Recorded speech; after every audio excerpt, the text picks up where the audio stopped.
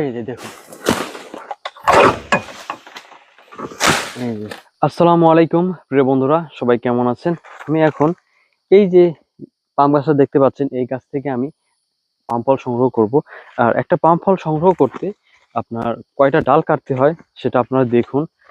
প্রথম অবস্থায় এসে আমি এই যে এই পাইপটা আমি কন্ট্রোল করতে পারতাম না, মানে কিভাবে ধরে রাখবো সেভাবে আপনার আমি বুঝতাম না কিছুই।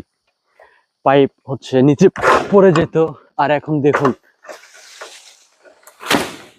এখন এই পাইপটা আমি যে রকম ভাবে আমি সব রকম ভাবে এখন এই পাইপটা আমি কন্ট্রোল করতে পারছি। এই দেখুন, এই যে দেখুন, আমি এই দুই হাতের মাধ্যমে আমি এই পাইপটা কন্ট্রোল করছি। আপনারা দেখেছেন যে ডালটা কাটার পরে কিন্তু ধারালো যে মানে হাইসি সহ পাইপটা কিন্তু আপনার উপরের দিকে চলে আসে, আবার ডালের সাথে আটকে গেল। তো সব কাজই শেখার দরকার, এবং শিখতে পারলে সেই কাজটা অনেকটাই সহজ হয়ে যায়। দেখুন, এই যে ডাল দেখুন, প্রতি টানে টানে পড়তেছে, একটা করে টান দিচ্ছি, একটা করে ডাল পড়তেছে। এই যে ডালটা না কেটে দেখুন ঝুলে আছে, এই ডালটা কাটতে একটু কষ্টই হয়। একটা ফল সংগ্রহ করতে দেখুন 4টা ডাল কাটলাম, আরো একটা ডাল কাটতে হবে। আর যে ডালটা আমি এখন কাটবো সেই ডালের সাথে পাম ফল।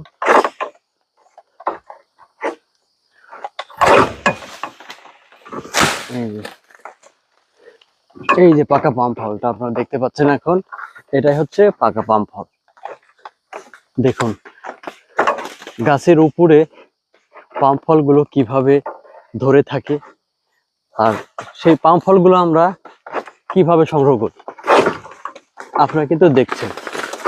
এই যে পাম ফলটা নিচে পড়ে গেল। এরকম ভাবেই পাম ফলগুলো আমরা সংগ্রহ করে থাকি।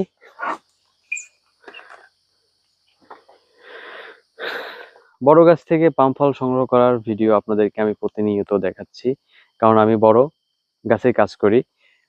এই কাজটা শিখতে আমার 3 মাস লেগে গেছিল। এই 3 মাস অনেক আমাকে কষ্ট করতে হয়েছে। আলহামদুলিল্লাহ এখন 12টা বছর ধরে এখানে কাজ করছি। তো আপনাদের কাছে এই ভিডিওটা কেমন লাগলো অবশ্যই কমেন্ট করে জানাবেন। আর আপনারা দেখলেন যে একটা পাম গাছ থেকে একটা পাম ফল সংগ্রহ করতে হলে কতগুলা ডাল কাটতে হয়। তো সবাই ভালো থাকবেন। আসসালামু আলাইকুম।